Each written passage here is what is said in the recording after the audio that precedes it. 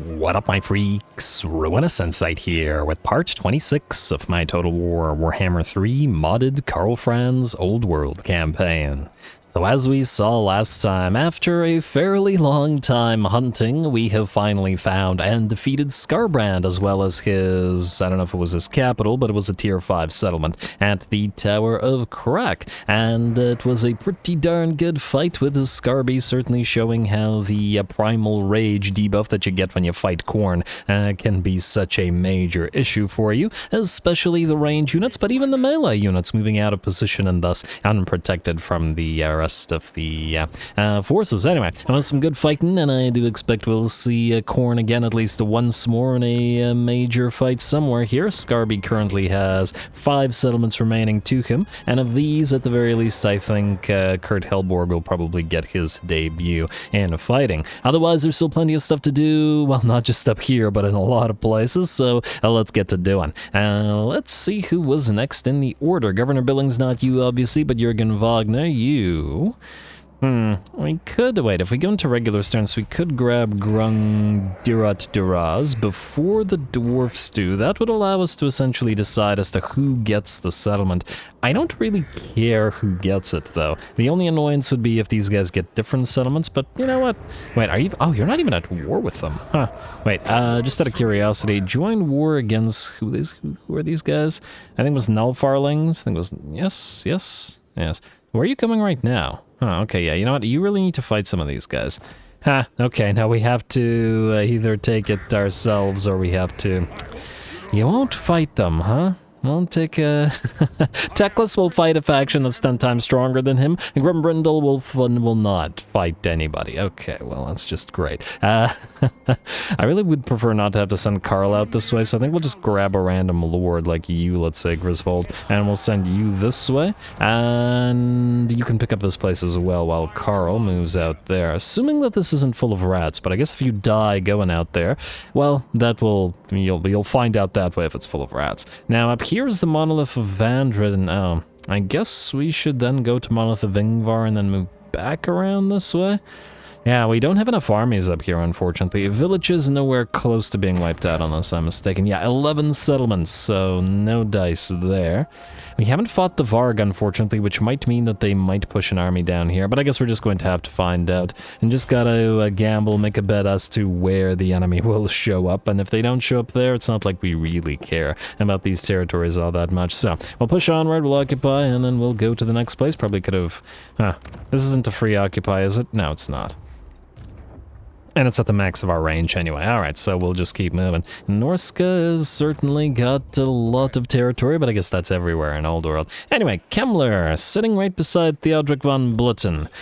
Admittedly, he doesn't have much of an army, though if we stay here, I do wonder whether he will move in together with Jacob Regak. Because this feels like it's just too auto-resolvable to bother with fighting. Oh, and we also gotta go after Fester Spike or they'll annoy us. Alrighty, we'll take Zvorak either way. I think that doesn't change, and we'll loop back around to grab Fester Spike from the Skaven with Baldric Stroam. Auto-resolve. Strike first. Strike fast. And occupy.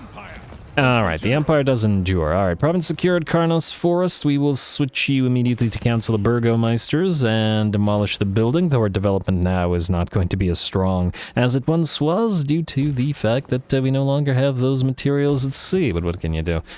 Kemmler, I think you're not worthy of our time. I know it's Kemmler and I know it's Krell, but it's piles of zombies and skeletons. I guess he left the grave garden stuff to his other army or armies. Oh well, not every lord is going to be worth our time. It's not like it's not like there's a dearth of enemies on the map, especially with what's going on in the south of the map now. With all of those wars. Alrighty. It's funny, I think Karl has just as many wars going concurrently right now in this particular campaign as Archaon did it in his. I wonder what that says. Well, I guess Archie was an Imperial too, so you know what? Maybe it checks out. Anyway, heal up, and we'll see if these guys move out here. The spell resistance isn't too bad. Oh, I wonder if we can pop into ambush right outside the settlement and then bait these guys into coming in. Though I wouldn't mind fighting them at, for example, Carrick Grom, because it's got a pretty solid pile of defenders. We still have to get you heroes as well. Sorry, guy. It'll happen eventually, I'm sure. Anyway, hey, you just sit there. We'll see how that works out, and let's get back to doing stuff in order, and that's you, Elspeth. Now that you have Moonbat's Fort, I think we have to move southward once again, because we have to deal with Rickrick Sliceblade and Tretch. Well, at least as soon as Stretch comes back. I'm gonna pop you into ambush stance as well. Right here. Although admittedly, there's a decent likelihood of the Skaven ambushing us, but you know what, I'm willing to risk it. Again, ambushing Elspeth doesn't seem like the brightest of ideas. I think she'll be able to deal even if her army does get damaged. Emil von Corden, now you have taken Urbimo, and I believe we're ready to march up northward to Campo Grotta, so we'll go up here. And there's going to be a pretty good fight out of it, I believe. There should have been a full stack, plus it's an elite garrison, and... Ooh, hello.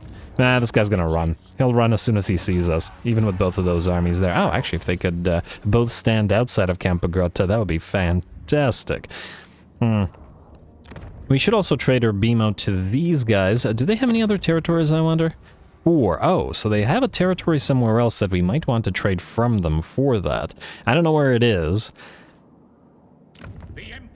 So I think we'll wait, because I want to unscrew the borders as much as possible.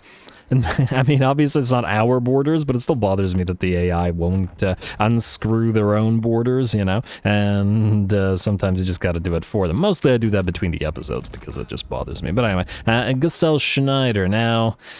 We could push you towards the obelisk. Oh! Would you look at that? I almost forgot about this. Manny's out here. Oh, Manny, what is this? This is kind of minimal, but you know what? We let Kemmler go and Manny's dead because Qatar is his last settlement, so I think we will fight this. I know it's not much of a fight, but well, we're not going to let both of them go. Go to an auto-resolve, I mean. Anyway, let's just see what else we have here. Red line. We don't need artillery master in this particular army. It's also going to be swapped out with some units shortly. Oh, actually, that does remind me. On a steel... No, okay, it's still Emperor's Finest for the Sigmarite disciples, right? It is, okay.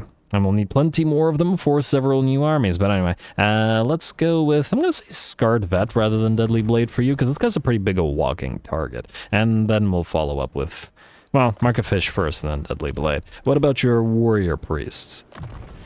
Frankly, I'm extremely tempted to replace one with the devastating flanker thing, so that his knights would get a benefit out of it.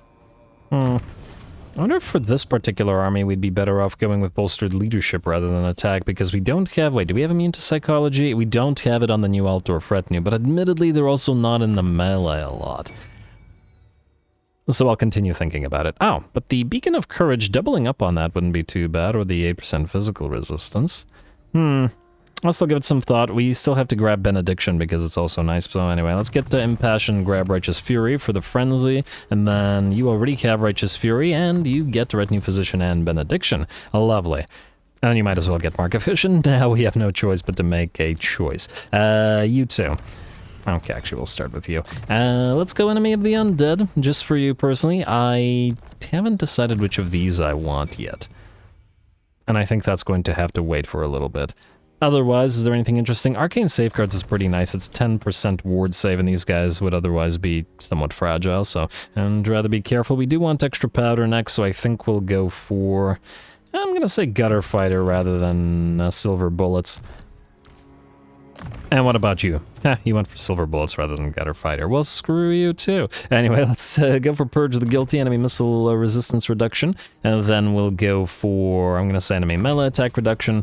We'll get them all, because I don't think these guys are particularly point hungry like some of our other guys. And then I'm going to say Devout Hunt Undeath. There we go, at least so that we'll have it for the, for giving the true death to Mr. Manny here. Mr. Manny. You're about to die. Decisive victory, low casualties, I know, but it is Manny. He's got some decent spell work. His army, for all the fact that it's damaged, is high veterancy, and he does have a Mortis engine, so go.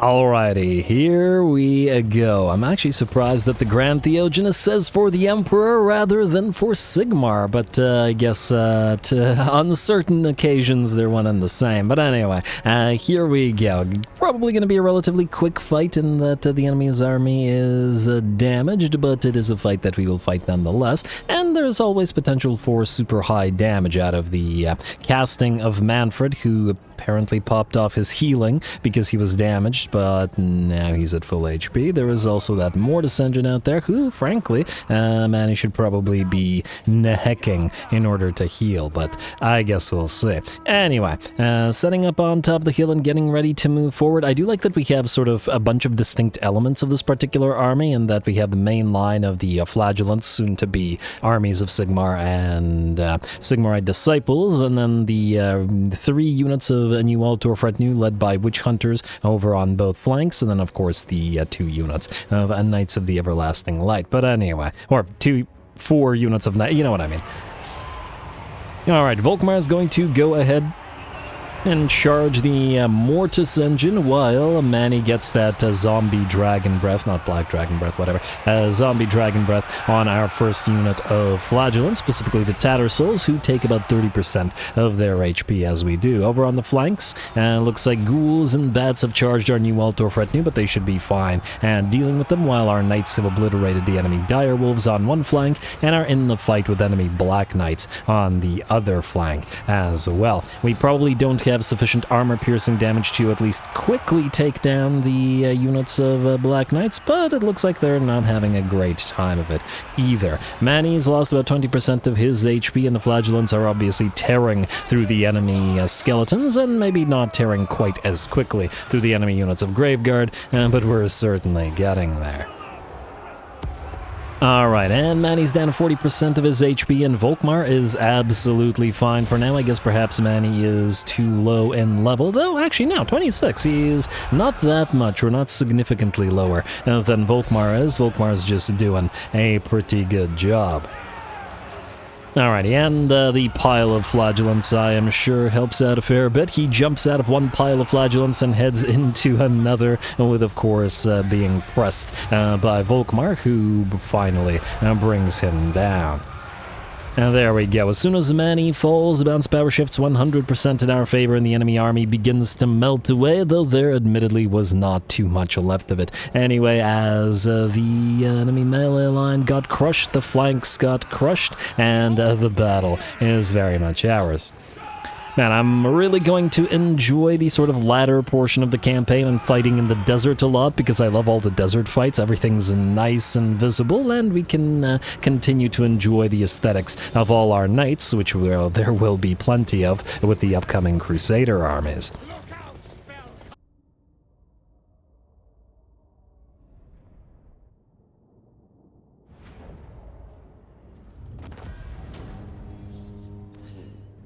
Alright, there we go. Not a difficult fight by any means, but, well, Manny is one of those that you should probably put down yourself at every opportunity. What with many a thing being his fault and all that. Anyway, I guess we can heal up. I mean, we'll probably have to auto-resolve the little Nurglite territory here.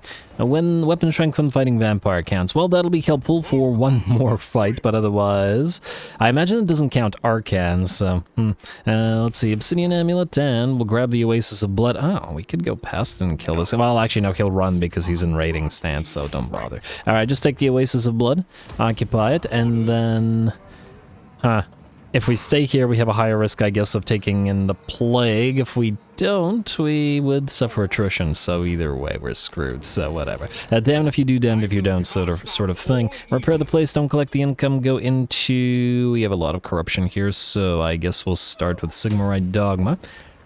And I assume that we don't have an Inquisition. Oh, we do have an Inquisition. We can pop that off here, though... There's one settlement here. Oh, there's a bunch of ogres that we'll probably have to attack as well. Actually, these guys don't dislike us. But they're fighting with all of the Tomb Kings here, and these guys are our friends. Oh, there was actually another little vampire faction, the Necroarch Brotherhood down here. Yeah, alright, so maybe Manny's defeat trait will come in handy for at least one more time. Honestly, that Nurgle corruption is going to be in pretty bad shape shortly, so maybe the Sigmar Dogma is not necessary. Switch it to Councillor Burgomeister so that it grows fast and we can build a defensive structure there. As to whether we're keeping territories in this desert, I'm not so sure. We'll see. I mean, once again, we do have this one that's important as a staging ground for our ingress into Arcan's territories, and the massive territories belong to the Ogres there, but otherwise we'll see. Anyway, who's next on the menu? Gustel Schneider. Oh, right, I clicked you and then promptly got distracted by the Manny thing. I guess we could send you out here to grab Valley of Locust. Frankly, I was going to give you eventually a proper army to sort of put her around here. Not that your army isn't functional on its own. Frankly, we need some Empire captains in here. You're serviceable for now, so let's leave it at that for now. Also, Slaneshi giggle, but anyway. Anyway, who is up next? Who was that? Gustel Schneider. So, guilty. I see that you have some movement range remaining. Ah, alright, so Mr. Warzag. I guess we're gonna attack, yeah. I assume we can go into Trench's stance, so that we will. And I guess we'll attack Nakara, mostly to save the points, because we'll need to move out the movement, the turn, so that we need to move out here. We'll bombard those walls, and then walk our elves and Eldred Guard right through them. Go.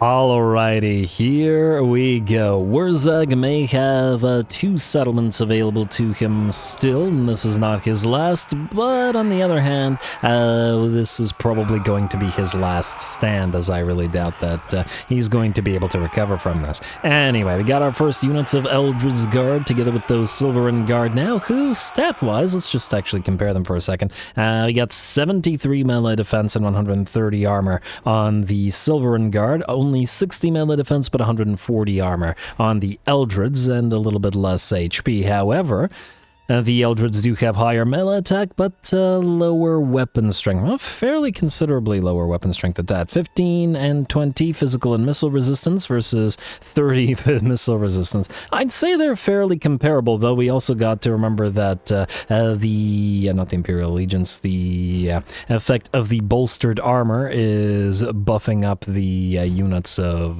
Silverin Guard as well. Anyway, we're going to start the battle off with a good old-fashioned rocket barrage, or many a rocket barrage.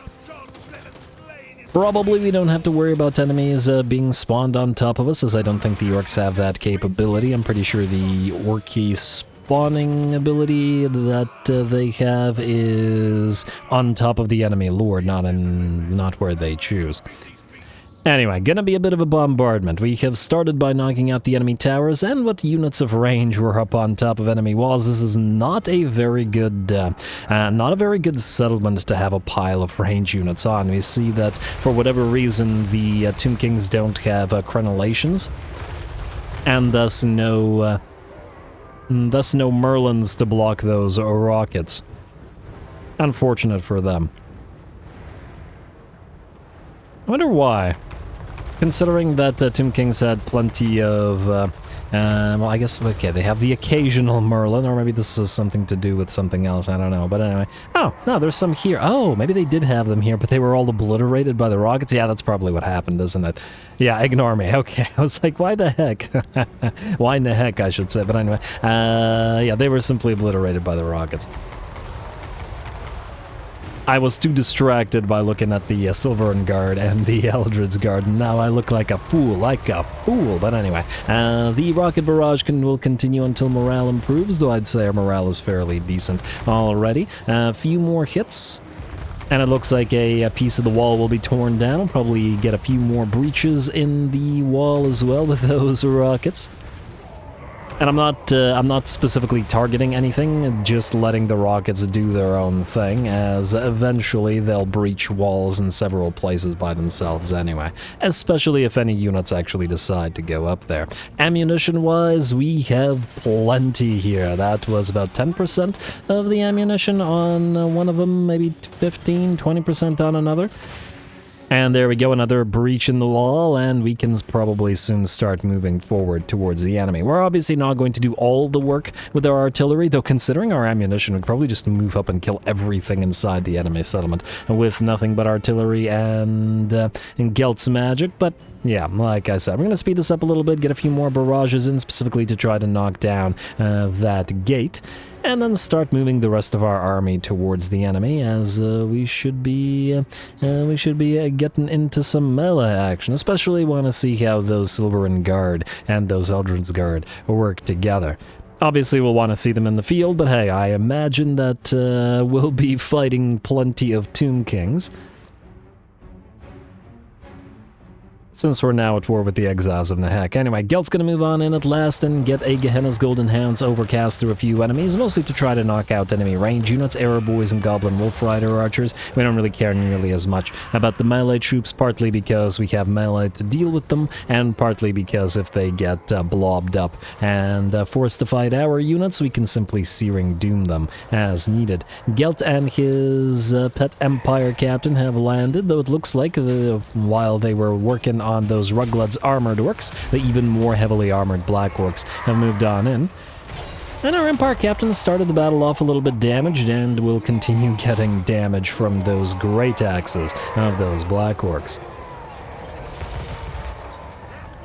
Alright, looks like a few orcs are milling around down here, gonna Searing Doom them, though it looks like a decent amount of them will move away, and a decent amount of them will get back up after all that. Go figure. Finally, the first of our units have arrived. Sylvan Guard are now facing off against enemy savage orcs, regular savage orcs, who are trying to hold them back from moving through the breach, but they can only hold back so many locations. We also have the gate that we have broken down with rockets, and while one unit of Sylvan Guard heads on in to see the enemy off, or block the enemy off in the same manner, we can keep the gate open and start moving those Eldred's Guard in.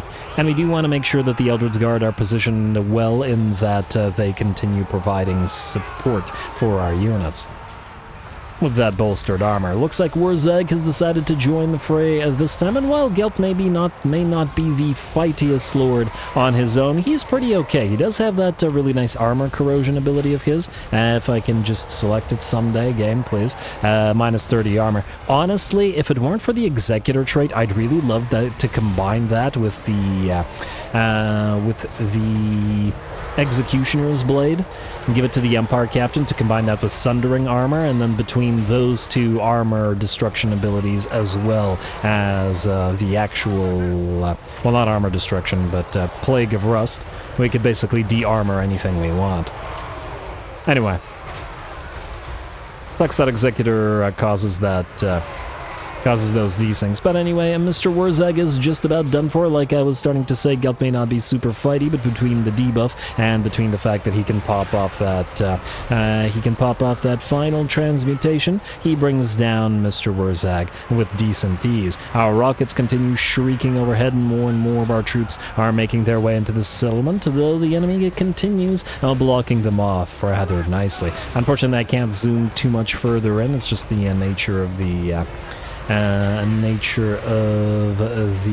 sort of walls, I guess, that block the camera off. I wish you could hold the key and that would allow the camera to pass through objects, but no, what can you do? What can you do? Anyway, as we can see, the Knights of the Black Rose, who, yes, are still in this army, have joined the fray as well. Honestly, they've been with this army for so long, I'm pretty tempted to just take one out, leave two, and then add two Knights of the Blazing Sun here as well. Or conversely, even maybe put some Silver Helms or something in, since we're going fairly elfy in this particular army. Though I imagine the elves won't be super happy about those rocket batteries, they're just going to have to live with it. Especially since, well, we very nicely upheld our alliance and didn't break it, even though Teclis very foolishly attacked an ally of ours. Honestly, I'm almost completely sure that wouldn't have happened if we weren't allied. I feel like, I could be wrong, but I feel like the AI did that specifically to annoy the player. As in, it understood that we were in a military alliance with it and would get drawn into the fight.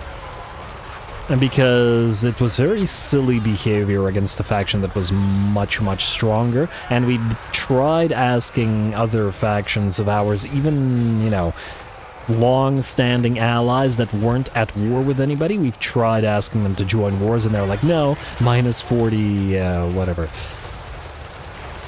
points. Won't take like 100,000 gold and won't join any fights. So yeah, I'm pretty sure that was just the AI trying to annoy the player as much as possible. But anyway, battle continues to shift in our favor. The bounce power's at maybe 75%, closing in on 80%. We have moved our summoned unit of officer squad up here as well, and they are firing those repeating rifles down at the enemy below. 33 kills to their name and a pretty solid 8.2k damage. I do like it. I don't know if SFO has buffed the officer squads and whatever since their inception, but I certainly have been enjoying them a lot more in this run than I did my first run with Karl. Admittedly, with the first run with Karl, we also had access to the Sigmar, and well, obviously Volkmar still has Sigmar, but Karl doesn't, and the summons of, you know, the free great swords or free halberdiers and whatnot offered by Sigmar would probably simply overshadowing the summons of Officer Squad. But they're working pretty well for us here.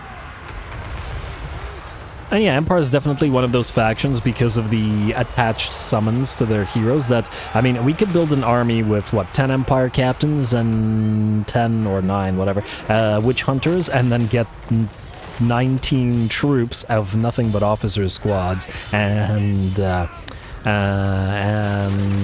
witch hunter retinues, assuming they were all at rank 20.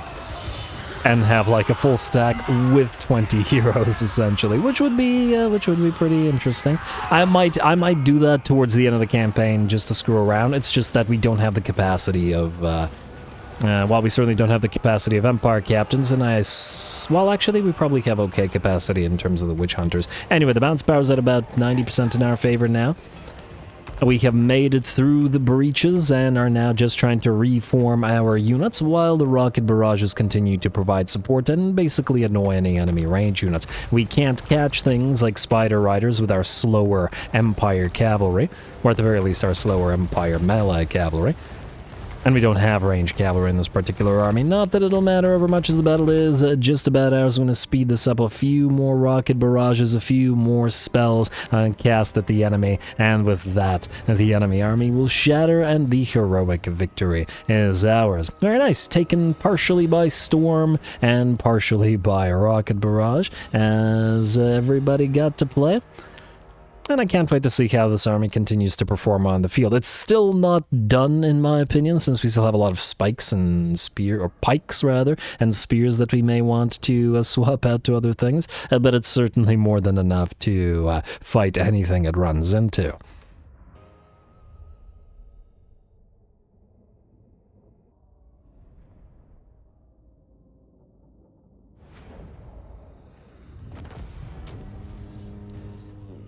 Alright, there we go. No problem at all. Gelt, as usual, getting massive amounts of kills.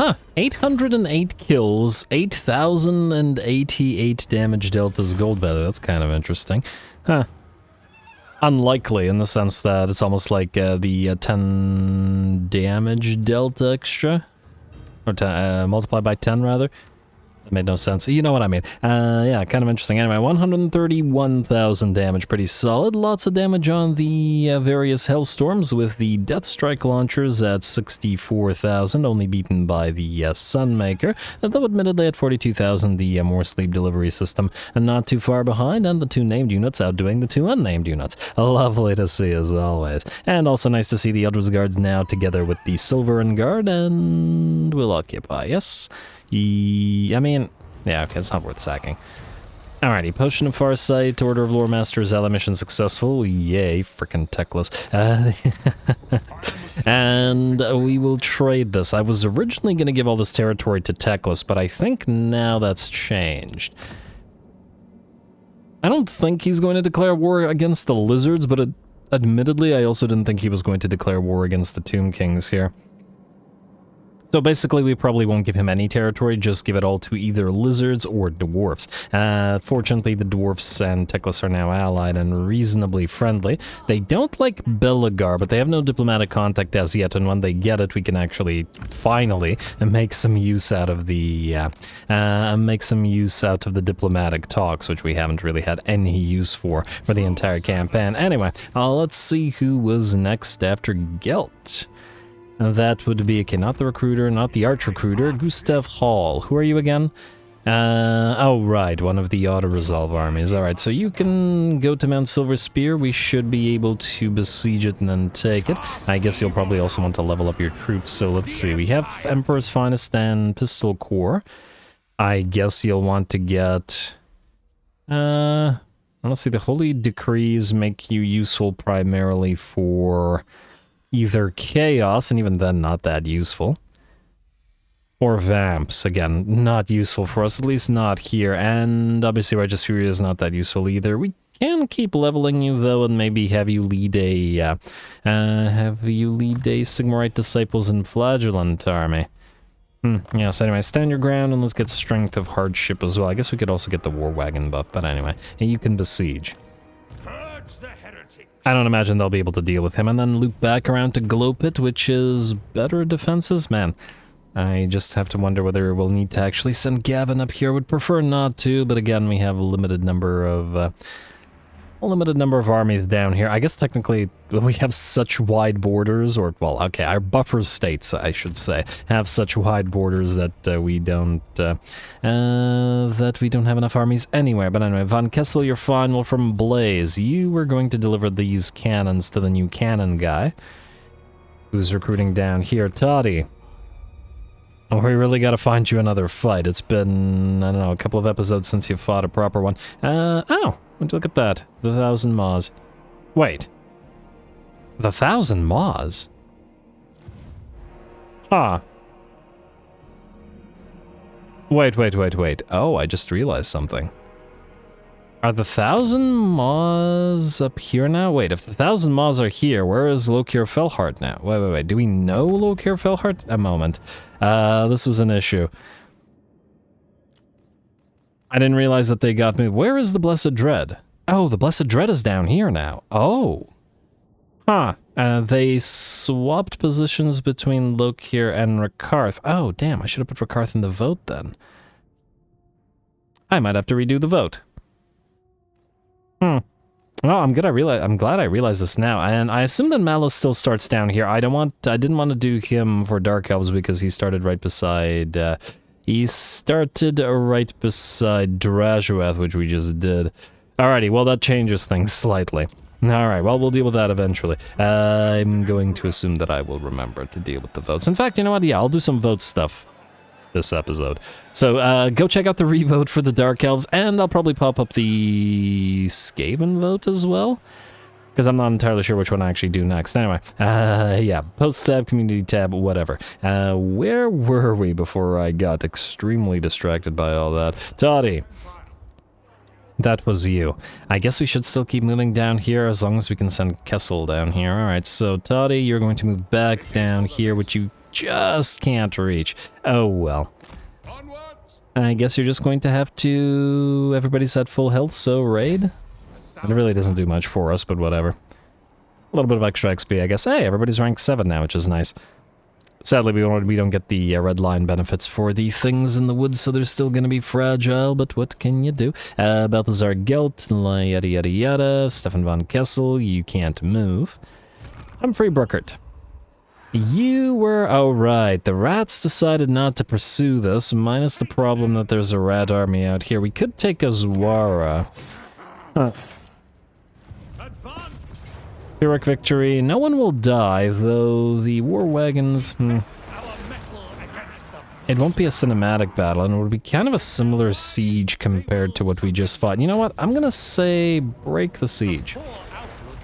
I would like to go after this little rat army, and this battle doesn't interest me as much now, so you're going to go...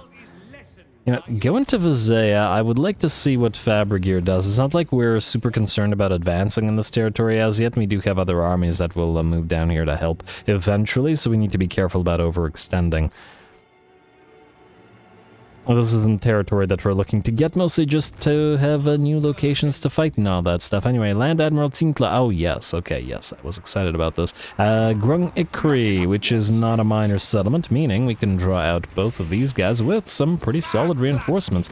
Doom wheels and all that, and who better to have, who better to fight with the tanks and all that. So, Battle preparations, troops. we got 1 point available. Is anybody rank 7? I guess some of the tanks are, so let's get Artillery Master.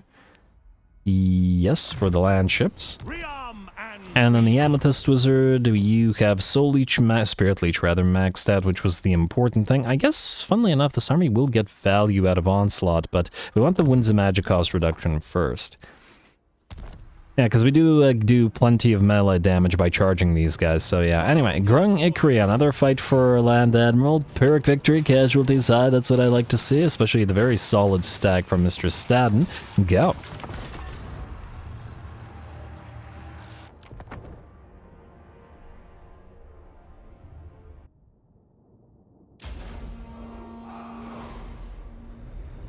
Follow my battle schematics, and victory shall be ours!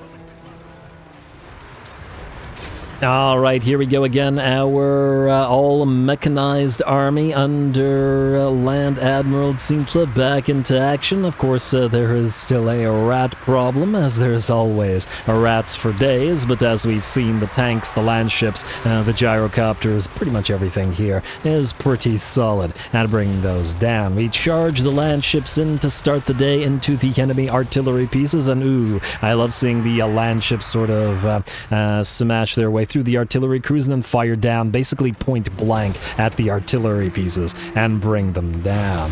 You gotta love these frickin' things. Land ships are such a fun unit. I still think they're insanely overpowered, but they're really fun as well. Alright, and it looks like this first little army is pretty much destroyed already. Granted, the elite enemy units are coming in as a reinforcement, but alas, the units from this army won't be seeing those reinforcements come in to help.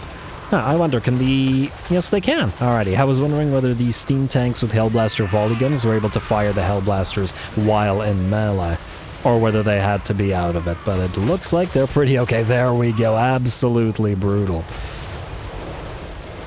Lovely. Anyway, first little army is destroyed, minus a couple of units of Plague Monks running around. I believe the enemy lords and heroes were also sniped by a combination of our gyrocopters with brimstone guns and our mortar, or our war wagons rather, with the handguns, these snipey war wagons, as I like to call them. Anyway, we are going to reform as the enemy reinforcements make their way onto the battlefield. I'd like to do a little bit of firing back at the enemy. While technically it isn't really an artillery army, it is an army that has plenty of artillery. We got cannons on those land ships, we got those Hellblasters, we got the mortars out of the mortar war wagons, and all of this will hit considerably harder once we, with that ballistics calibration. There we go, we can see the damage already being dealt to the newly arriving army. There we go, firing from up on top of that hill, and we could move towards the enemy at any point rather than take hits from the enemy Plague Claws, but I was interested to see what the enemy Plague Claws could do. Unfortunately, the AI has decided to fire said Plague Claws at the various steam tanks, and that's just not going to go well. And it's just plain a bad idea, because those guys are super, well, tanky. Alright, our war wagons and one of our steam tanks are obliterating those poor Doom Flares. I really like the unit, so I can't wait to play around with them once we do our next Skaven run.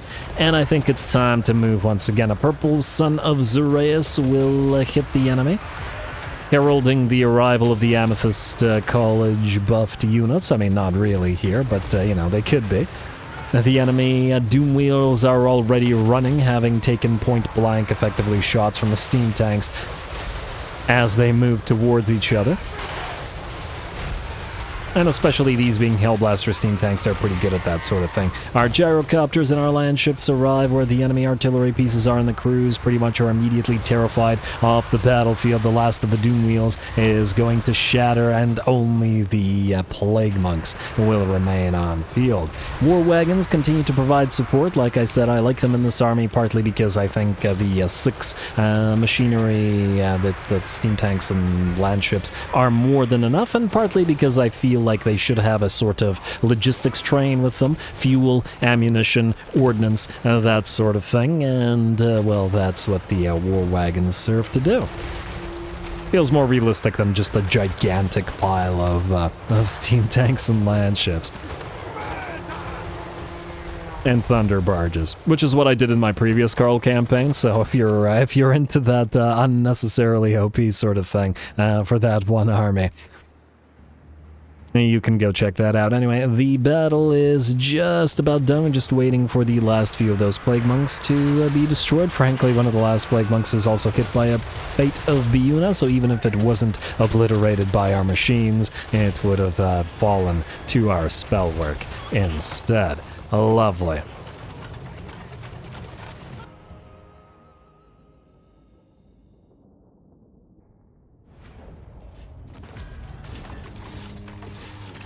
Ooh, a Talisman of Preservation. Pretty nice. And in fact, we might allow Admiral Tsinklet to keep it. He is going to get, well, he's going to take at least some damage, I assume, but possibly not against Skaven, as they're having a pretty darned difficult time in dealing with our machinery, even when they can bring theirs. Very nice as usual, even with the limitation of only the 6 steam tanks that we have. And it looks like this time around, with the exception of the Deliverance, at least one of the land ships, both of the land ships outdid the steam tanks in terms of pure damage, but then the Deliverance carried the day for all of the machinery.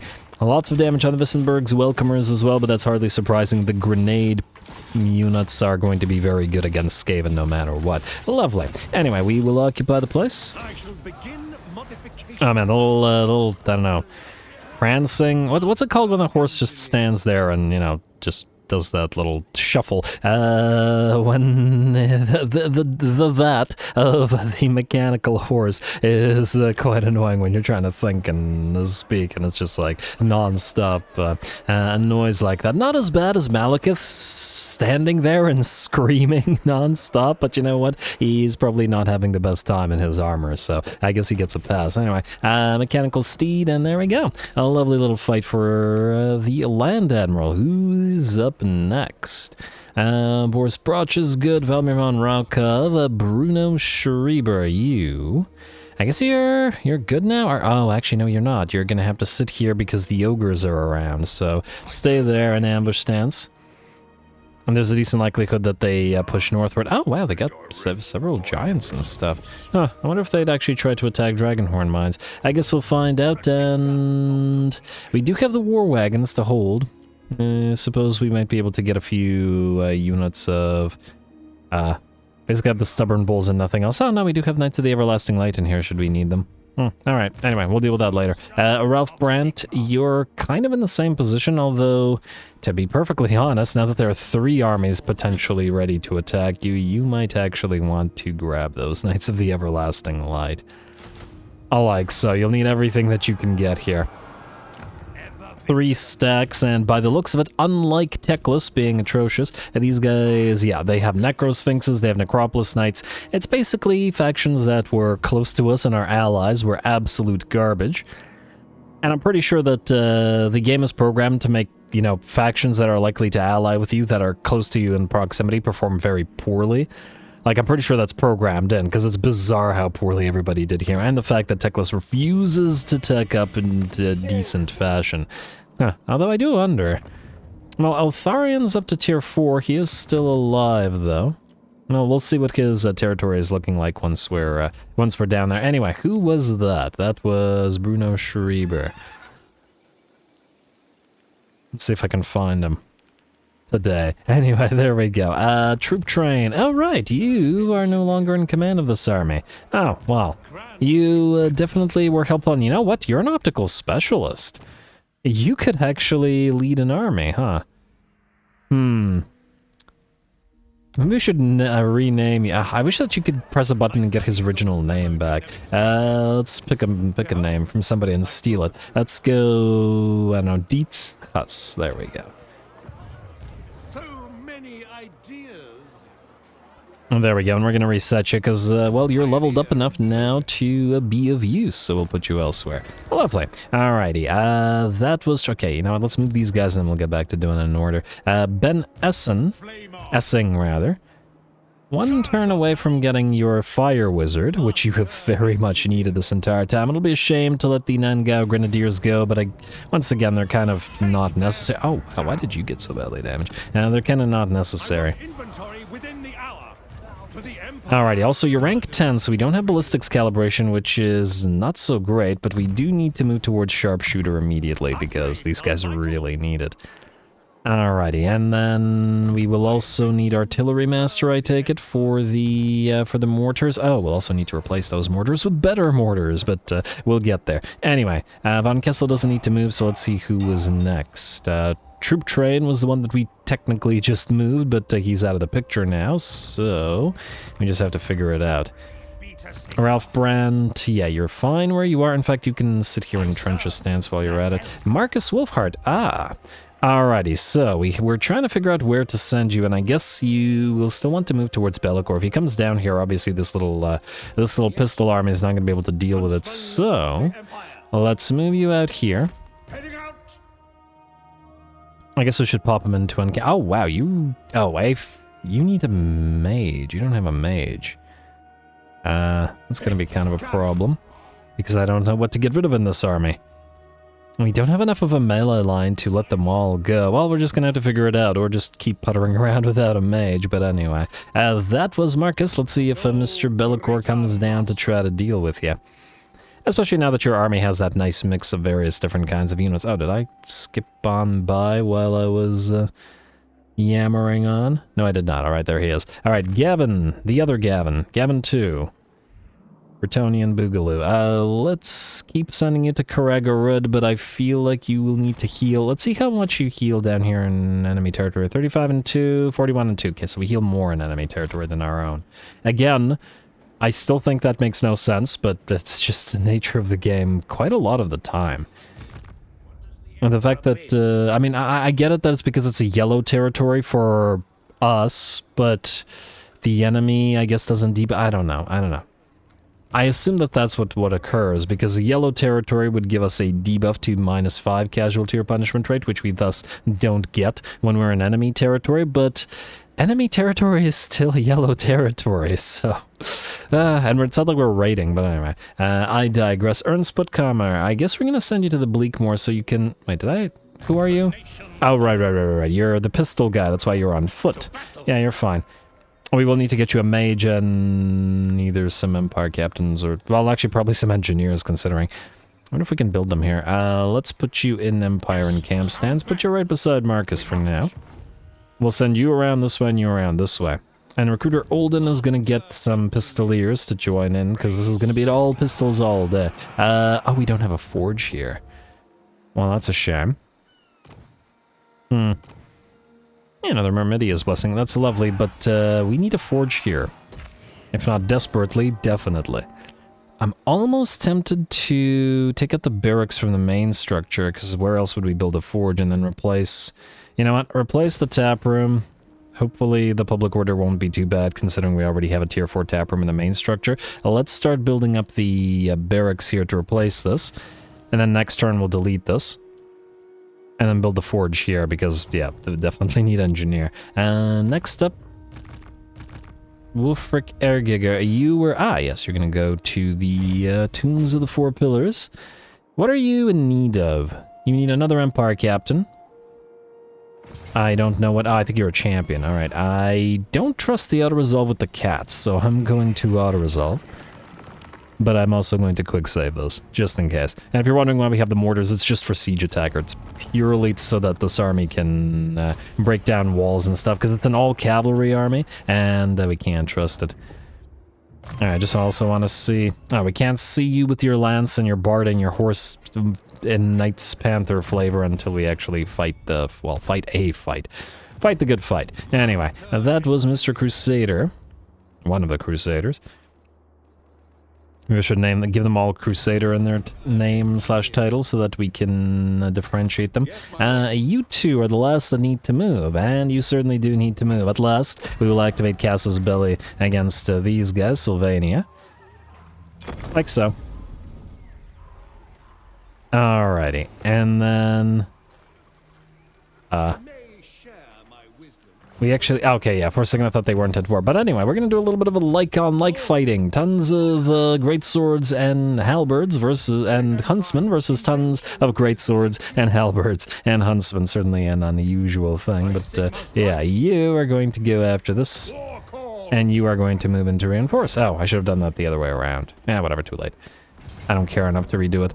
And you can have that. Lovely. Alrighty, we do have a little bit of artillery. The enemy has one mortar, so we do have that advantage, and that should probably give us the, well, advantage. Alrighty. Let's see. Maybe we should move you slightly more like so. Alright. Fort Oberstein. Close victory, medium casualties, like on like 2.5 stacks, or 2 3/4 stacks versus 2 stacks, but we have artillery. Only the 1 rocket battery, and the mortars probably won't do too much, but it's still better than nothing. Go.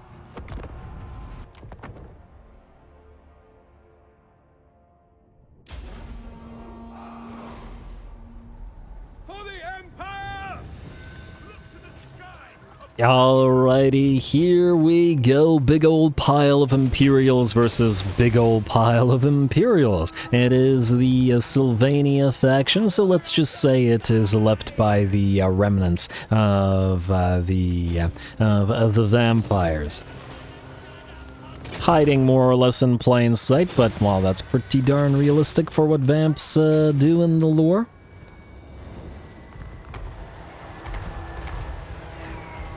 And it is a fairly precarious position that we find ourselves in, as the enemy has its 2 or 2.5 stacks, I want to say, no, 2 stacks and deployed in front of us, but then the other 3/4 stack coming in from behind us as well. We do have our own reinforcements arriving as well, and with the huntsmen, the handguns, and the fast movers, light cav, they should function better as a reinforcing army because they can move and fire rather than wait for melee troops, which would have to move into the battle. Anyway, we are bombarding the enemy mortar.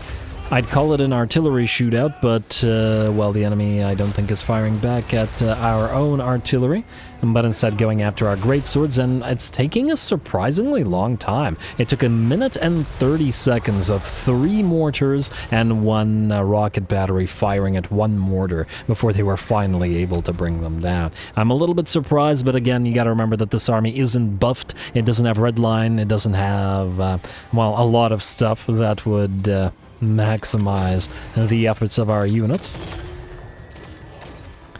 A little in the way of veterancy as well. We just picked up all of these piles of units from the Confederation of Stirland and are using them to wipe these guys out so that we don't have to waste our time with the Unify Confederation thing.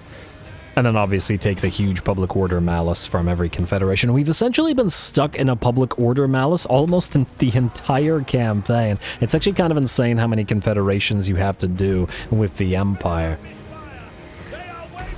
And you really gotta build for public order because of it. That's why we got tap rooms everywhere. Keep everybody happy with their beer in order to not freak out at all the unification. Anyway, the battle is not yet joined, at least not on the front lines. We are able to keep a fair few of the enemy back as they are milling around due to the mortar fire blocking them off. We're firing or lobbing mortar shells over the trees to some degree as best we can, while our rocket battery goes after the enemies that are in the sort of clear portion of the ground. Now, there are a lot of Empire captains and Empire generals that are out here, and the ones that are landing on the great swords, not the biggest of deals, I'll admit. But the ones going after our artillery are very much more so, and we'll have to deal with. Alright, and it looks like the reinforcements have started to arrive from this side as well, though unfortunately for the enemy, this is 1, 2, 3, 4... 5, 6, 7, and that's it. As in, there are 40 enemy units on the map, and now they have to wait until more enemy units get cleared off the map or otherwise obliterated, so that we can, so that they can rather get more on the field. It would be nice if the Sylvanian faction's color scheme wasn't so darn similar to ours. But oh well, what can you do? Here we have enemy halberdiers facing off against our greatswords. We got plenty more swords, greatswords, etc. Moving on in. Halberd clashing with halberd. I guess we have red and white and they have red and black in terms of our color scheme. So similar, but not quite the same. Frankly, the enemy's red and black would work better with the Karlberg greatswords and a few of our units. Probably a lot easier to get the bloodstains out of that than all of the whites that we have on our units out of our color scheme. Oh, huh, I guess the enemy does still have white as a tertiary color as well, because we can see some of their boots have white, I don't know, wrappings? I'm not sure what that is. It's part of the outfit. I'm not up on my Renaissance fashion enough to to name what the parts of everything are called. But anyway, balance of power is at about 65% in our favor, closing in on 70. We have started to take a fair bit of damage. We have great swords here, which are nearly out, having been rushed by the enemy reinforcements, though it does look like at least the melee portion of the enemy reinforcements have largely been cleared out. Still plenty of enemies moving on in, but with our reinforcements having arrived, we got 4 units of huntsmen and 4 units of handguns that are moving in to support. Unfortunately, there are too many units on the field, and it's doing that non-fire bug. But fortunately, if you babysit every single bloody unit, then they will fire. I think even that has a limitation, but fortunately we're not fighting Skaven, and we can keep most of them firing as long as we keep redirecting them to fire at specific units. Anyway, this is probably the last and only time we'll see Empire versus Empire. So we gotta enjoy the little bit of like on like while we can.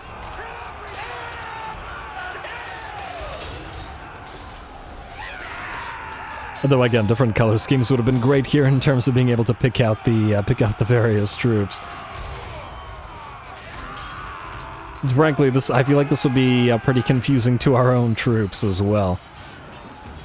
But what can you do?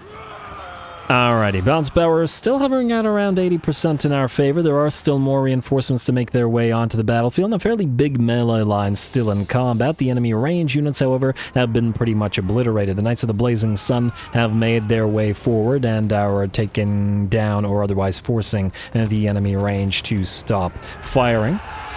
The enemy captains are still very much being an irritant, as 2 of them are now in our piles of... 3 of them, rather, are now in our piles of artillery. We have moved a couple of units of halberds and a unit of greatswords in to intercept them, and our own Empire General is here to try to help out with that as well.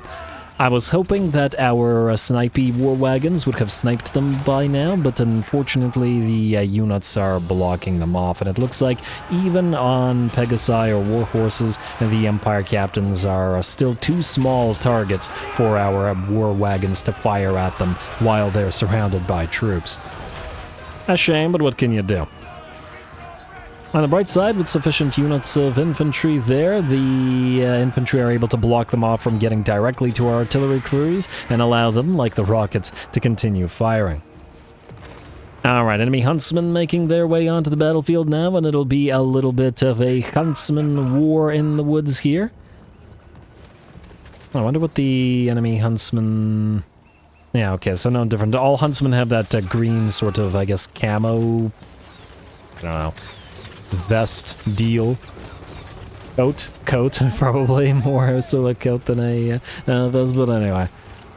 And these guys are looking like they're choosing to fire at our mainline units, which admittedly does make sense, as it looks like we nearly got overrun. We had to consolidate our troops in the center as our right flank got kind of seen off, or at least diminished to the point that they couldn't hold back anymore. On the bright side, though, the bounce power 85% in our favor now. The enemy's heroes are dwindling. There are 3 remaining. The Empire Arch Elector, which is down to like 10% of its HP, and the 2 Empire captains.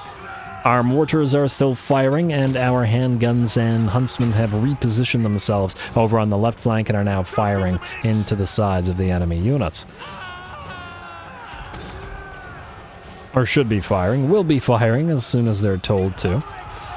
Although I think there are sufficient units dead now that they should be able to fire on their own without being babysat. And the huntsmen seem to be doing just fine. And there we go. Ooh, a few more mortar shells coming down on the enemy. Frankly, we don't really care about the splash damage hitting our own troops either, simply because we don't really care about casualties from these Confederated units. While a few will still be used and sent to a couple of nearby armies that are forming up, whether to go to Kislev or to head across the mountains to help against chaos, most of them will probably still be deleted. And we could probably save a few huntsmen for the Ulrich army, maybe? Depending on how many Ice Guard we end up building. Ugh, I'm still salty about that anyway. Anyway, there we go. With that, the enemy army will shatter and the battle is ours. Certainly took a bunch of damage on a fair few units. We can see a bunch of greatswords, halberds, even one of the artillery pieces that got annoyed by all those heroes. Pretty heavily damaged. In fact, it looks like all the artillery pieces are heavily damaged from that. But we were able to carry the day. With that, the battle's ours. Sylvania will be destroyed and never heard about again.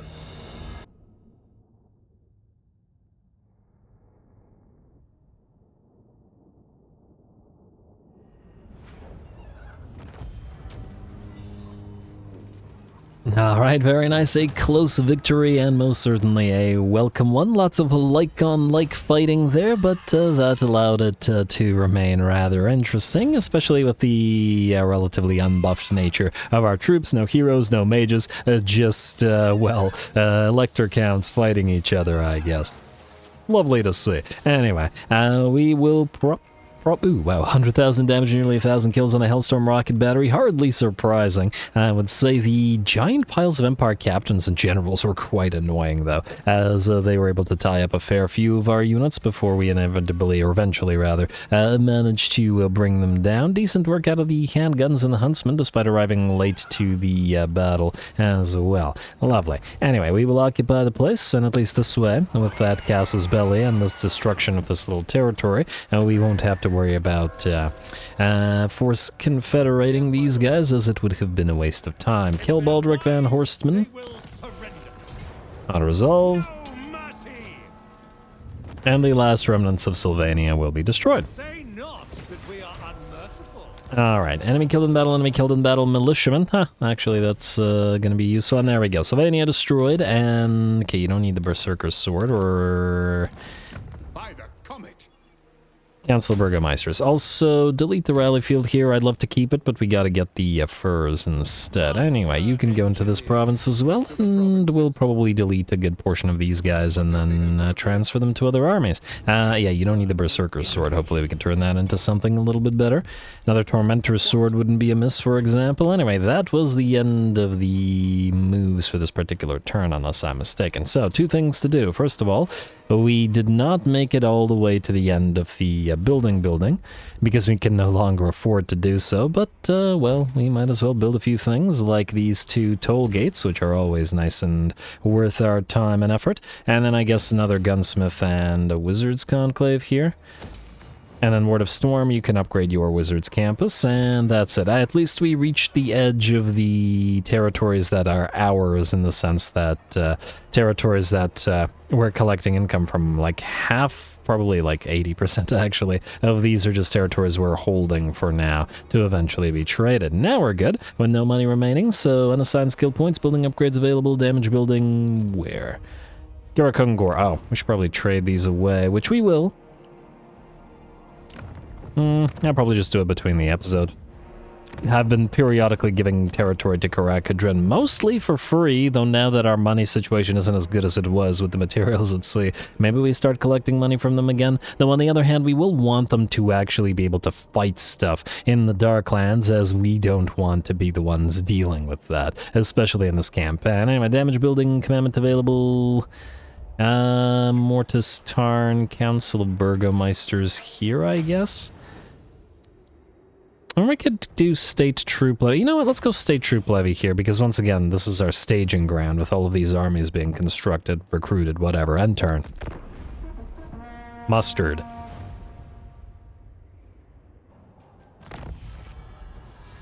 Alright, no attacks. Military acts. What? Campaign movement range, construction, cost reduction, income from all buildings, yada yada. Trickster's cult discovered. Fort Oberstyre. Oh, that's where they were hiding out. Alright, will this destroy the deceivers for good? Confederation. Oh no. What's the quarry? Yep, they confederated them right as we had one turn remaining on the ice guard that we were building, and now the recruitment thereof disappeared because of course it did. Damn you, game. Oh man, okay, well that's admittedly an annoyance. I guess that's my fault. I should have sent more armies to help the ice guard out earlier so that they didn't get confederated. On the other hand, I suppose the escort, you know, I mean, giving up their power to some degree to Boris Ursus, Red Tsar and all that, kind of makes at least some sense. Anyway, Ala begins post-construction Knights of Kalador. Ala mission aborted, Cult of Sotek, ambush foiled, whatever. Ala begins post-construction Bugman's Brewery, and range and accuracy for missile troops. That's going to make some of those guys nastier. Nalfari Mountains about to... Minus 2620 from raiding. Where the heck is anybody raiding here? What the heck are you talking about, game? Huh. I have no idea. I mean, either way, this is going to Boris, so we'll just have to make sure to trade these things away to him. Brutal business. Income from raiding outlaw tradesman, good. Student, also good. A trickster cult destroyed Fort Oberstar, and with that, the deceivers have at last been destroyed. There we go. No more dealing with annoying random Zinchen corruption in our territories. Anyway, this is quite irritating, however. Tracker of distinction. Boris Ursus. We have... Oh, and we just used our recruitment... Now we could have recruited the ice guard from them instead, but frickin' Kislev. Damn. And we just used our recruitment from them, and I don't remember what we used it on. 2 was cats, wasn't it? No. Huh, wait, are we possibly recruiting them somewhere else? Oh, it was Little Groms. Wait. Little Groms aren't super critical to what we're doing here. I'd rather remove those. We can use our own cannons. So the Ice Guard are more important because nobody else is going to fit in with the Ulrichites. Okay, okay, Coltthorpe's... Okay, I don't remember who's who, so I'm just going to deal with you guys later. Urson Revivalists, yes. Start building again the Ice Guard. Okay, and let's see if we got any missions from anybody. Great Orthodoxy, yes. Kill some guy, or kill some other guy. I don't know. We're definitely going through Coronate territories. You want us to kill some undead, both of which are down here and not over here because nobody's over here. Alright, fair enough. We'll just take the one that's worth more. Order of Lore Masters, still at 100 because they still don't have any useful techs that we can build. And I see that the Karns here are still being kind of cowardly and not attacking us. Go figure. Alright, well, we prepared for it if it was needed. Otherwise, we're looking okay. Alright, we'll probably build some outposts as well. Now, I see the ogres are moving in. The outpost hasn't been... ambush at least has not yet been foiled, so you can stay there. And I do note that the lizards are in a fair bit of trouble against the Disciples of the Maw, who are up to 28 settlements. Still pretty good. I don't know, let's take a quick look at diplomacy, because I think I forgot to do so last turn. Arakov dynasty. I'm pretty sure we can be friends. Not super big fans of the archaeological expedition, but we can confederate them and use the archaeological expedition's territory as our new staging ground, so I wouldn't mind doing that. Scourge of Aquitaine want to be non-aggression. Huh, that's kind of interesting. They're in the middle of Wood Elf territory, eh? Honestly, if they get close to us, we're gonna have to wipe them out, because you can't trust these stupid rogue armies. They're too irritating. And, oh wow, everybody... Warhost of the Apocalypse wants to trade. Disciples of Hashut, yeah, that checks out. They would want to trade, but that one's quite interesting. Black Maw, I'd love more Ogre allies, but I fear with you being an enemy of all the Nehekarns and friendly with the undead, we're going to have to wipe you out as well. Just going to have to try to hopefully eventually at some point get Greases to get into a non-aggression or non-defensive alliance with us, because otherwise the Ogre units are at last out of our reach in this campaign. Anyway, what was I saying? Rakov Dynasty, yes, let's go trade agreement with you, let's go military access with you, and let's take 6.5 of your money. 6.5k rather. It's not bad. Wait, can we just go straight defensive alliance with you? A moment. Yes, we can. Let's just do straight defensive alliance with them instead. Are we allied with any of the other current factions? Watch Teclis then come down here and attack this guy as well. I swear, if he tries it, we're gonna wipe out all the elves. Let's go. It's frickin' Teclis. Anyway, we'll just deal. For now, I would like the vision that this guy offers down here. It feels fairly useful. Cetra's moving around down there as well. Good for him. Alrighty, let's see. Pavona, Scourge of Aquitaine, and Remos. We'll probably trade with Pavona and Remos. And there's the archaeological expedition. You know what? I'd like vision from them as well. Let's see what's going on down there. Should we take their money? Yeah, I could take their money. We need the extra money, why not? They're at war with the Orky faction that's down there, but I would like vision around the Black Pyramid to see what's... ooh. Alright, so I see Arcan as, by the looks of it, attempting to take the Black Pyramid from himself, because they don't have a million armies here, and Arcan rather, is around there. I still find it hilarious that Arcan wants to trade, but he's not doing... well, strength rank 25 isn't horrible. Nonetheless. I wonder if we should military ally with some of these wood elves here. I'm a little bit worried of them randomly declaring war on the dwarfs, though. And we're kind of friendly with half of the wood elves and then unfriendly with the other half. It's kind of interesting. Anyway, we have 1 point in a bunch of these things. I'm tempted to go Protection of the Patriarch just to grab a Hall of Duels, because the Winds of Magic cost for all magics is a nice thing to have. The other option would be try to get one of these and move towards Manorialism as fast as possible. Unlocking that Imperial Tactics for us, which ain't bad. Missile Resistance faction-wide is not bad as well.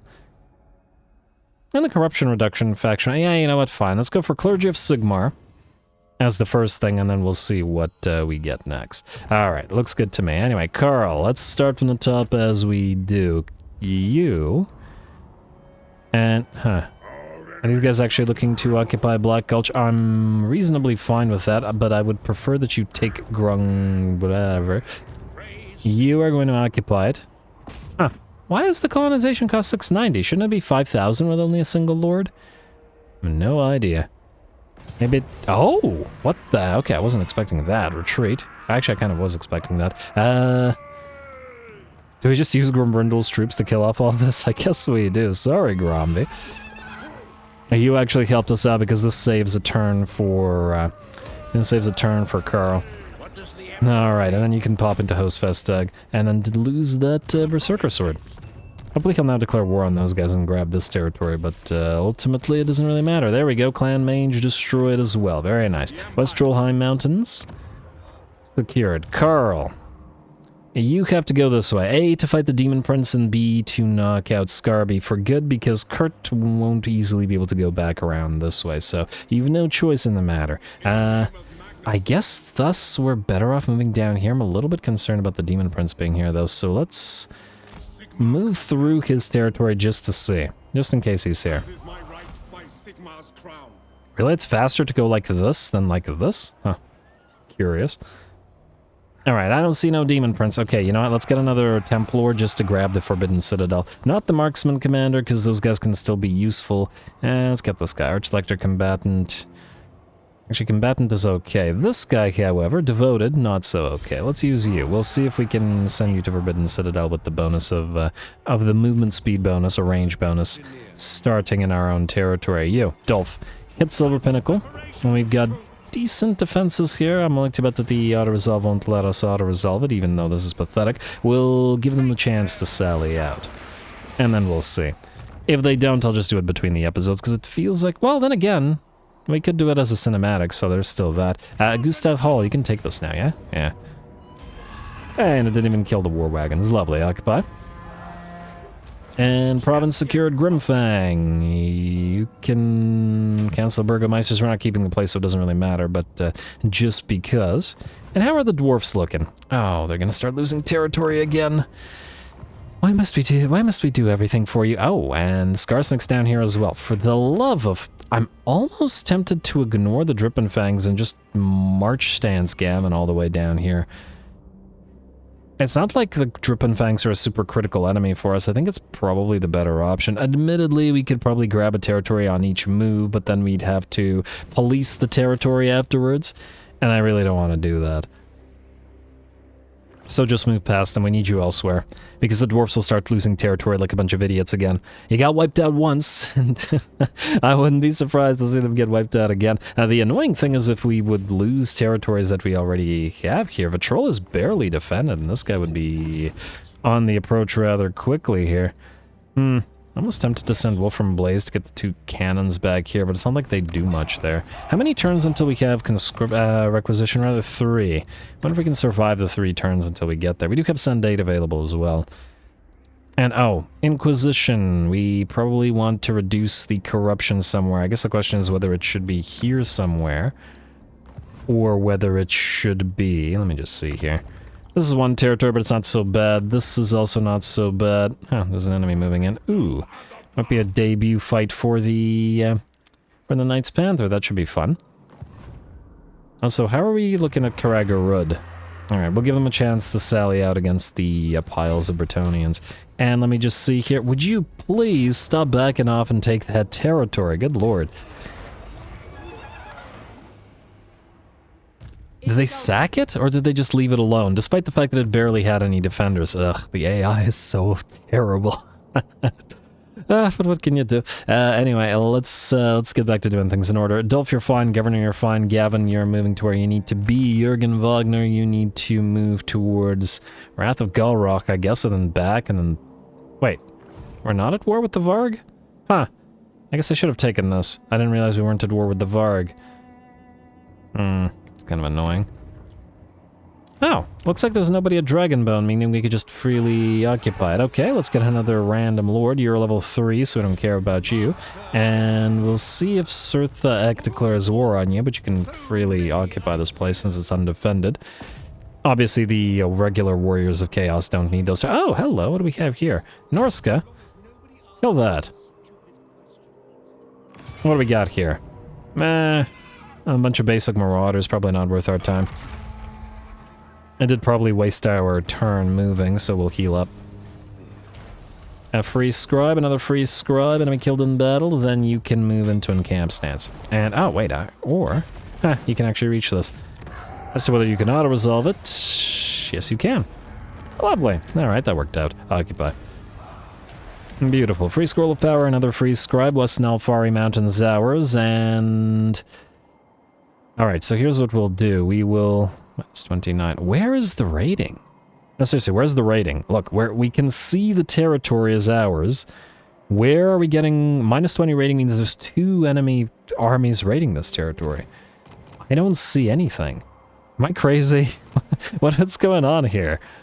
Ah, wait, never mind. I see something. That's probably there. Alright, well, that's annoying, but it is what it is. What we then will want to do... What's the best way to do this? Let me just think about this. Oh, there's another territory that we have to send somebody to. Alright, we'll send... Can we trade Pyramid of Burning Skulls to you? No. Okay. We will Inquisition this because the Chaos Corruption is quite annoying. On this way, let me just see here. Minus 31 corruption. There's a reason I'm doing this, is because the our idiot allies won't be able to hold territory if it's too corrupted. Maybe if we trade everything but Wrath of Galrock? Alright, what about, can we give you Nalfari Plain? Maybe. Find out. Can we give you Nalfari Plain? No, for the love of... Okay. We need to occupy Grung Dirat, which is admittedly a dwarven territory, but there's a reason I don't want to give this territory to the Ancestral Throng. I don't want them getting closer to the Heralds of Ariel, so we're going to give them territories that are here, but not territories that are this way. So they're just going to have to deal with it, especially since they couldn't, they couldn't take the territories for themselves. All right, so I guess that means we're going to trade Doomkeep to you. On Doomkeep, we are not going to take your money because you really need it. We'll have you declare war on Heralds of the Tempest, Worldwalkers, Bloodmaw, Fester, Krasor. That's everybody. All right, Doomkeep. Then I will. And yes, we're having Boris declare war on everybody. We're giving him a massive empire, so he should be grateful for this. Let's also get another Temple Lord. We'll delete them immediately. Oh, wow, maybe not you, though. Let's get you. We'll have you occupy this and then trade it to Boris, because we can't trust him to do it. Anyway. Hall and Lodge. Hall and Lodge. Make it easier to remember slightly. Gormani tribe, Sires of Morcane. Sure. Ironback. Not Exiles of the Heck, because I don't want to. Propose offer, don't take your money. That was Hall or that was Lodge, but if we see another Hall or Lodge, there it is. Alright, like so. Alright, then we want to do the same thing here. Give everything except Wrath of Galrock to these guys so that the rebellion happens here from the raiding. Yes. Alright, so Pyramid of Burning Skulls, Boris. Enjoy. Pyramid of Burning Skulls. What? We have to give you... okay, fine. Pyramid of Burning Skulls. Why do we have to pay you for this? Nulfarling Keep and Nulheim. Nulfarling Keep. And Nulheim. Hopefully the climate... Hopefully you like mountains. Do you like mountains? Climate... No. Okay, so you do like mountains. Okay, good. The rating is still annoying, yeah, unfortunately, but it is what it is. Yeah, you know what? We're gonna have to Inquisition here. Form. There we go. And now at least it's only a -24, which is still kind of ugly.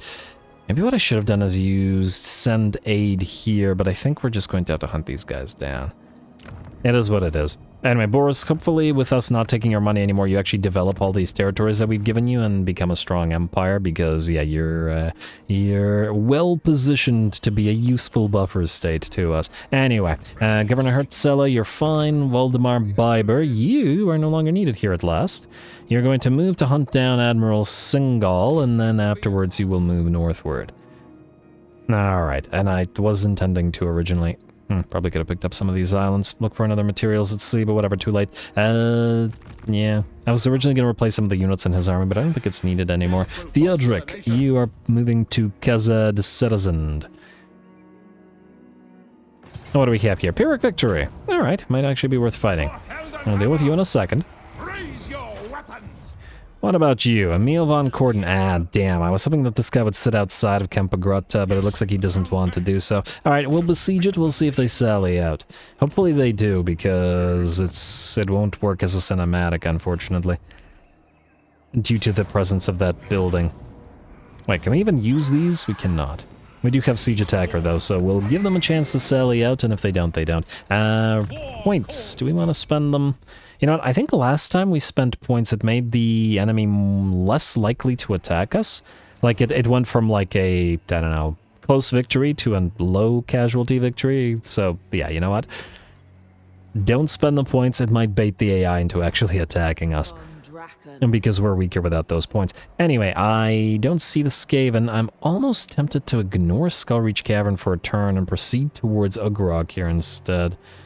I prefer not to pick up that Skaven Plague, though. It would be really annoying. You know what? We'll risk it. We'll move back as needed. You can travel in an camp stance and... Ah, wait. Can you reach this guy?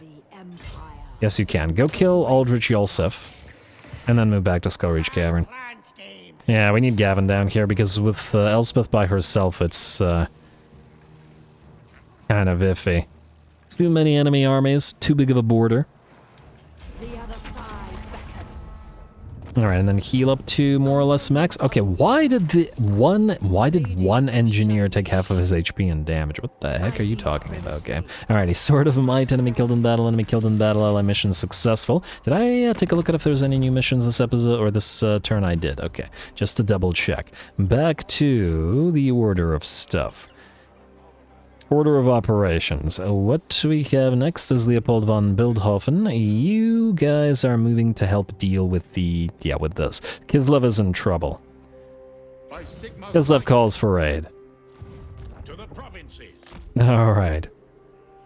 Where was the Empire when Kislev was confederated? Anyway, you're gonna move up. Gustav Schneider, you're next. You are going to auto-resolve Valley of the Locust, easy enough. And Gelt is next, just to try to remember. Yeah, resolve. Ranger standard, okay, it's something. You can hold on to it for now. I do like that every one of these little single areas does have a trade good, which is actually nice. Nice touch from the modders. Council of Burgomeisters to start. We'll want to build a military structure there. Alright, Gelt was the one who was next. Gelt. Now, you are in reach of Teef Snatch's fort. What if we, rather than immediately attacking it, what if we besiege it? Obviously, the enemy would get obliterated here, but would they still get obliterated if they attacked us with 3 stacks and the stack here? I think we should give them a chance. I think it'll be a much more epic fight than one-on-one. Admittedly, with the possible issue like we ran into in the Dwarf campaign of our units stopping firing, but we'll see. It's an issue against the Tomb Kings. Recruiter Beckberg, you are in the process of building our army for the Knights of Moran. Again, you have champion. Okay, let's actually check the... oh, we can't build...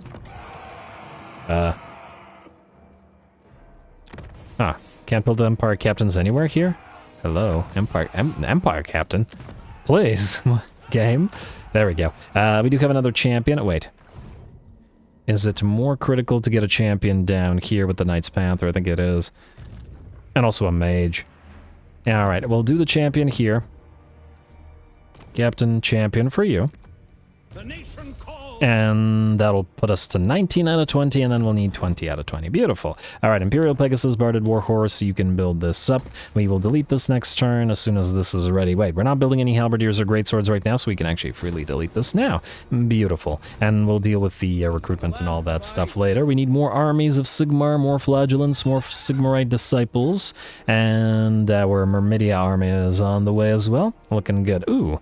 Once these guys are completed, we can probably pop off conscription. No, yes, conscription to immediately complete 2 armies. Beautiful. Alright. Oh, that'll also help out with the fact that we had added the bonus a local and global recruitment capacity here. Yes. So next episode we should be able to get the armies out of here, which is lovely to see. I'm gonna gotta redo call to arms here as well, if I don't forget, as long as I don't forget, rather. Anyway, who is next in the order? What do we have here? Recruiter Beckberg. Oh, right. You know what? I'll think about what else we want to put in that army afterwards. And Gunter Wolf, you were looking to get additional questing knights. Can we get them from anybody? 41, not likely. What about Kuhan? 49 for a single Knights Errant? What the heck, Kuran? That's a little bit 124 for Grail Knights. Wow, I wasn't intending to get Grail Knights, but that's insane. Yeah, no dice there, I think. Bordello Errant should be a little bit cheaper. 51 for the questing knights. Alright, I guess we'll just have to deal with only the 2 for now. Maybe we'll just put more stubborn bulls in here. And then slowly but surely replace the questing knights. Or we could have some Knights Errant with us as well. Maybe we'll do that. They're obviously going to be weaker, but have them move with the Wardens of the West. Oh, they should be cheap enough, right? 49 for a garbage unit of Knight Errant? For the love of... Okay, wait, really? From Kurun to... Carcassonne, I assume you can build Knights Errant? Yeah, they're only 25. Alright, I think that we'll do that, just to do the Bretonnian-ish cavalry army plus stubborn bulls. Anyway, we'll deal with that afterwards. Arch Recruiter ignored, Gunter Wolf ignored, Baldric Stroam. You were going to start moving towards Fester's Spike. We will move you in camp stance, just in case, because the Skaven could potentially... Come on. Could potentially ambush you. Outdoors, man. And there should be a full stack here, plus it's a tier 5 settlement as well. And did these guys run away from us into the Wood Elf territory? It's kind of funny. Alrighty, well, sucks to be them. Whether it's the Wood Elves or the Skaven. Sucks to be both of them. Anyway, Arch Recruiter... No, I just checked you, my bad. Stefan von Kessel, you're next. So you were proceeding towards Vanaheimling Forest. Oh, I should have moved the Tech Thieves. Okay. Let's start with that. Tech Thief 1. You know what? I think actually this is probably going to be a good place to call this episode. There's a lot of admin to do, like moving all the tech thieves around, probably recruiting some more heroes, figure out what mages need to go elsewhere, etc, etc, etc. So I'll do that between the episodes and then we can simply continue without wasting any more screen time and all that. So next time, well, I guess everything continues as it has been, as we proceed towards fighting more Norskins all over the place, more chaos all over the place, moving towards Helpit, both the Slaneshi and the clan Molder there. Still annoyed about the Kislev Confederation, but what can you do? Need to try to move towards Skarsnik and his pretty big Orky empire in terms of the...